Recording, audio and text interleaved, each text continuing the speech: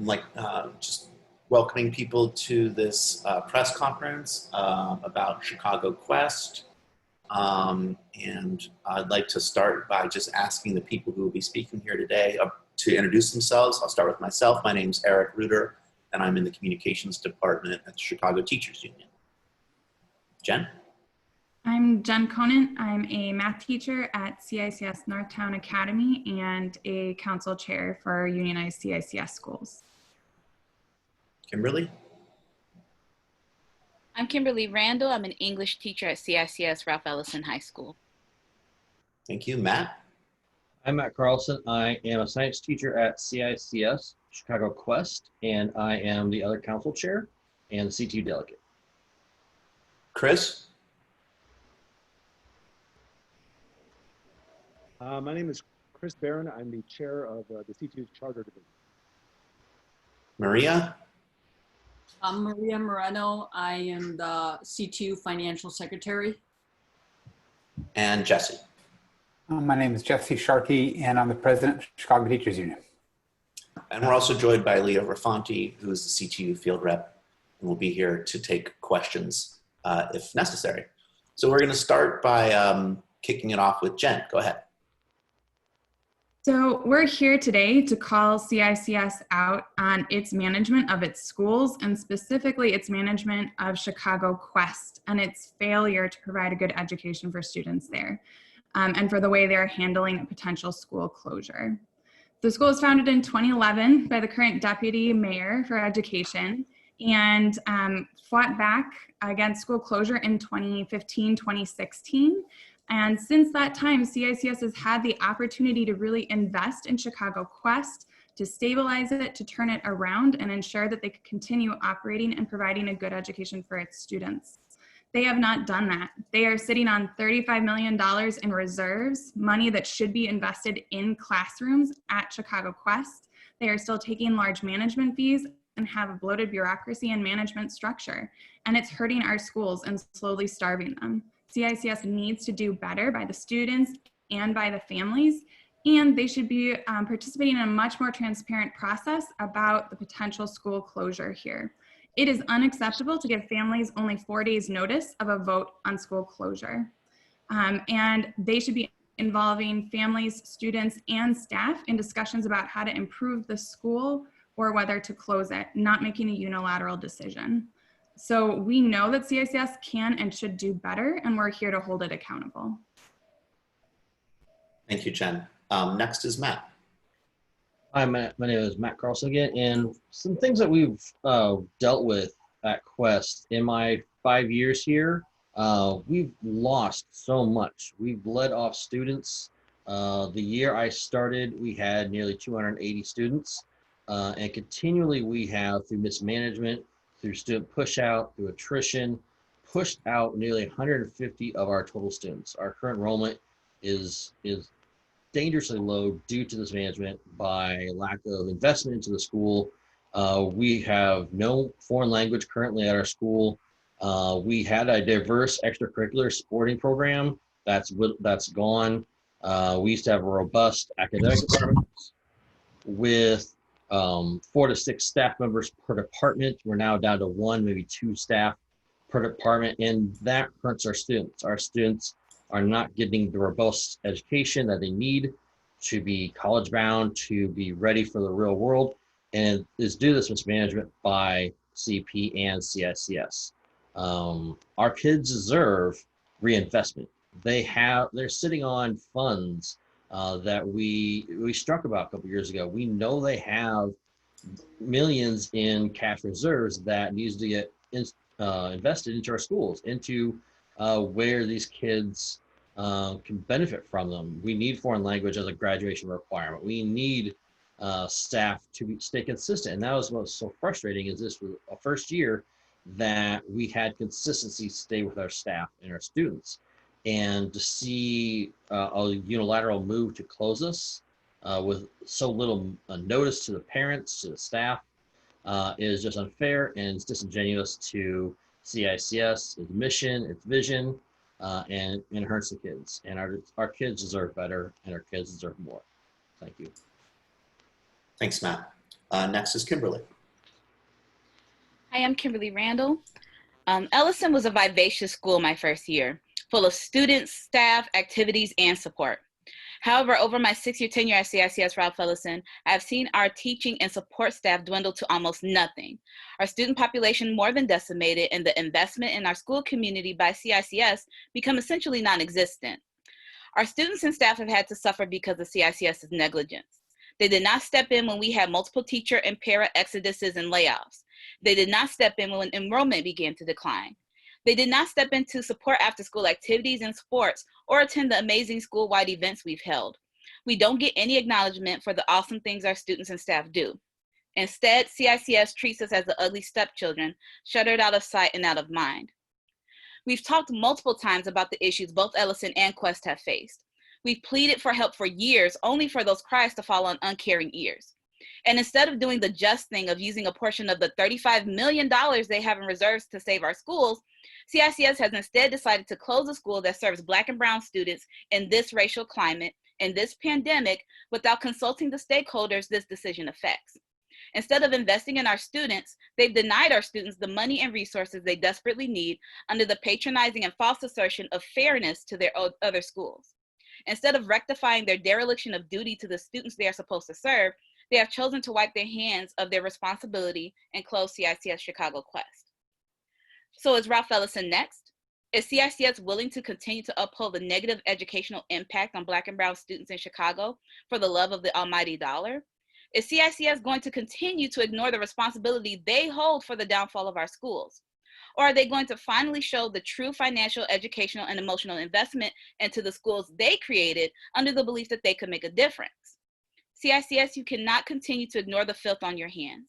We are tired of fighting for our students when it's abundantly clear that you don't care. We are tired of fighting against an entity that's morally corrupt and bankrupt. This is your time to show that the educational livelihoods of Black and brown kids actually matter to you. Make the right decision. Thank you. Thanks, Kimberly. And before I call on Jesse, let me just call on Jen Conant to make one clarification briefly. You're muted, Jen. Sorry. So we have both Matt and Kim here speaking about Quest and Ellison because we see the same worrying trend at Ellison that we've seen at Quest. Ellison could be next in the next couple of years, and we want to ensure that that doesn't happen. So we're here fighting to save Quest today, to say that CICS should do better at Quest, but it's not just at Quest, it's at all of its schools. And especially in the schools that serve predominantly Black students. CICS has a responsibility to fully fund those schools, to invest extra resources, and to live up to its promise of academic achievement and equity. And right now, they're not. Instead, they are starving schools that are serving primarily Black and brown students while piling up money in reserves and management fees.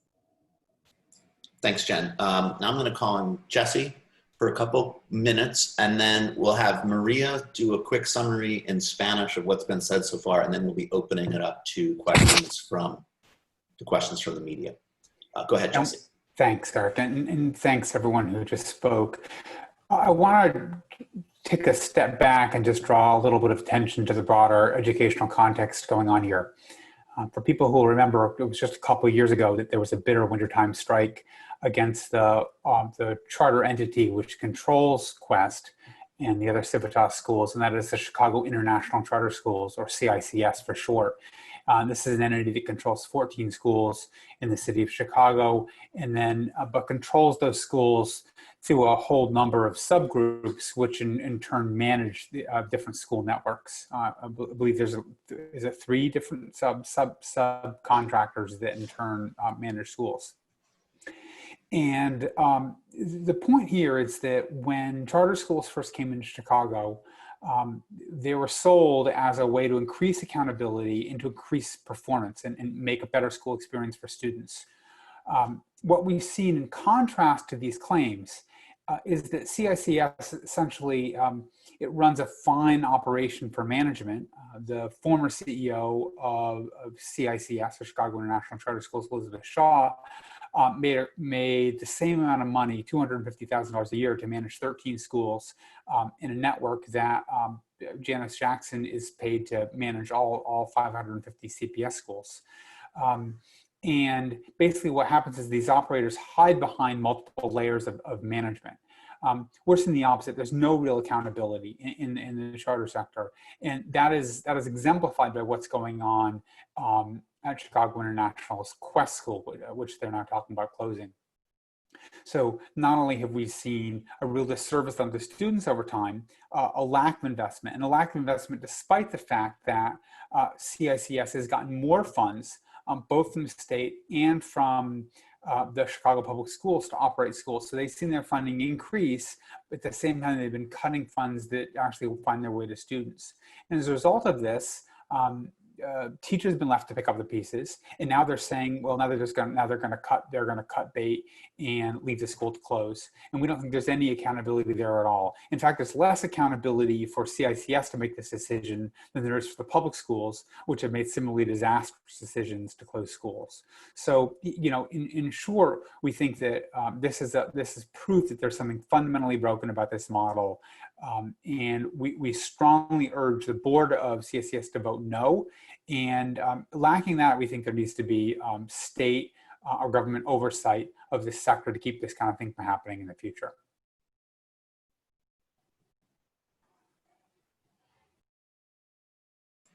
I was muted. Thanks, Jesse. Now I'll have a brief summary of kind of what's been said so far in Spanish from Maria Moreno. Go ahead, Maria. Buenas tardes, soy María Moreno, secretaria de Finanzas del Sindicato de Maestros de Chicago. CICS, el operador charter, ha estado desinvirtiendo a ChicagoQuest durante años, incluso desde que la escuela pudo rechazar los planes de cerrarla en 2016. Este es un patrón que hemos visto en otras escuelas CICS, principalmente de estudiantes afroamericanos y de bajos ingresos, como Ellison, que también ha sido desinvertido por CICS durante años. La desinversión de fondos de escuelas como ChicagoQuest y Ellison durante años ha perjudicado a nuestros estudiantes afroamericanos, latinos y de bajos ingresos, y ha socavado la programación que las escuelas deberían de ofrecer a los estudiantes. Nuestros estudiantes merecen algo mejor de la administración de CICS. Merecen ver cada centavo de los dólares de educación pública gastados en la educación pública de nuestros estudiantes en lugar de darlo a administradores. Se espera que la Junta Privada de CICS vote para cerrar la escuela secundaria ChicagoQuest en la reunión de la Junta de este martes, sin consultar a las familias, incluidas las familias de estudiantes de primer año.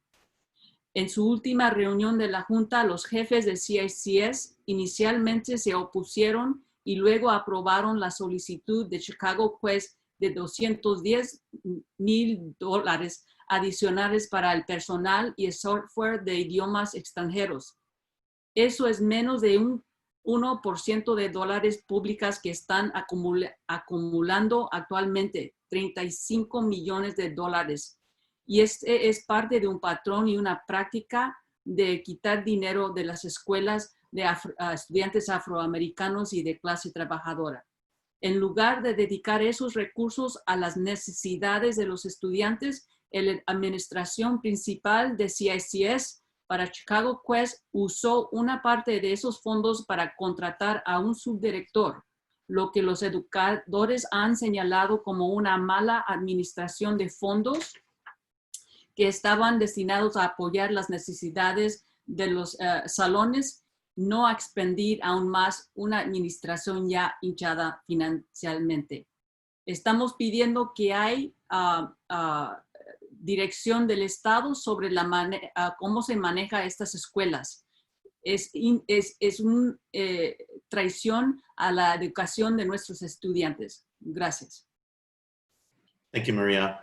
Okay, so to the journalists who are here, if you want to put any question to our speakers, you're welcome to. You can either use the hand-raising function to indicate you'd like to speak, as Adriana just did. I'll bring you in so you can ask your question here, or you can, if you want me to read the question, you can just type it into the Q&A.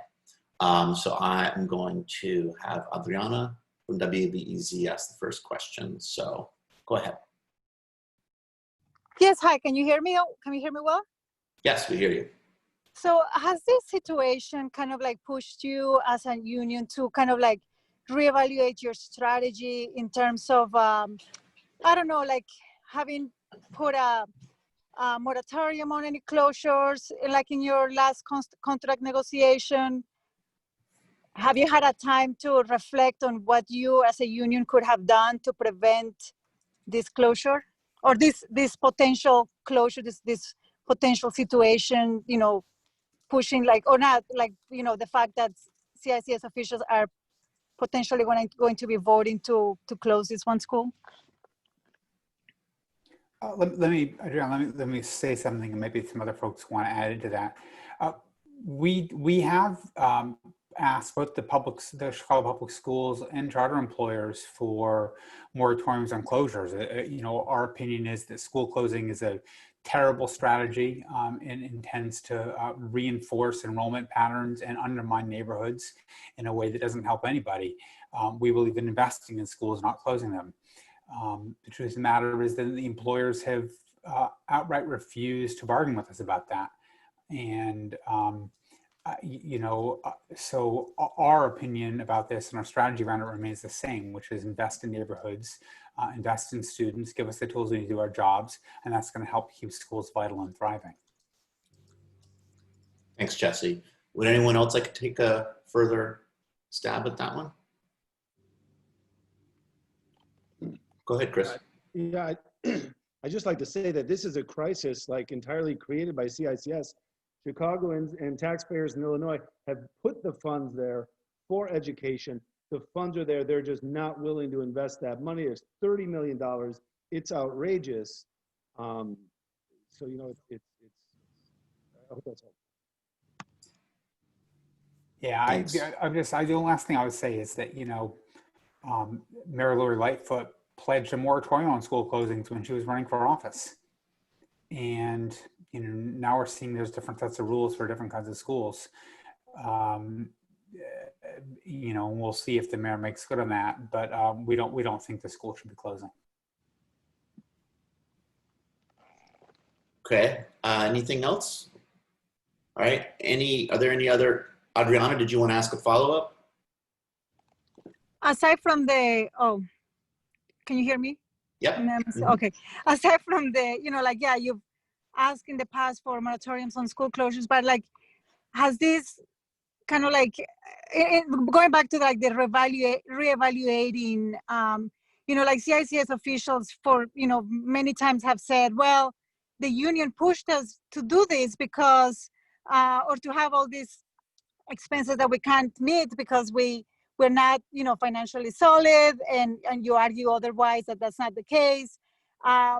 But what else? I mean, like, what other strategies can be done here for when, you know, like this type of organizing like goes into the schools? You are, you know, you are able to like kind of like pass a contract, approve a contract. There are protections, but then school officials do this and then threaten with closures. Like, what? I mean, is there any other like rethinking of the strategy here as to what can the union or what can be done to avoid this, or to avoid this actually in general? So I'll take this one. The fault for this potential closure lays solely at CICS's feet, right? Our job is to ensure that public dollars go into schools and are used in the classroom. And that's what we have been fighting for and doing, holding CICS accountable to actually spending the dollars it's getting in classrooms for resources, for staff, for direct student support. CICS has the money to run its schools and run them well. It's sitting on $35 million in reserves. It is irresponsible to have that much money sitting around when they're talking about closing a school and not being able to provide enough money for it. We also know that they're still taking 20 cents to every dollar in management fees before it even gets to a classroom. So our job remains the same, to hold CICS and management accountable to using those dollars responsibly for our students in the classrooms like they should. Thanks, Jen. All right, so are there any other questions? Adriana got in a couple. Are there any other questions from other journalists here? You can either put it in the Q&A or use the hand raising function to indicate that you'd like to ask the question. And if not, and so far I don't see any, I know that these folks from CICS are looking to go to attend this virtual board meeting and be there to be witnesses and to raise their concerns there as well. So if there are no further questions, then we'll go ahead and adjourn this meeting. Thank you so much, all the speakers here. Thank you, CTU officers. Thanks to the media for joining us, and have a good afternoon, and solidarity with the struggle to keep CICS open. Thanks. Take care, guys.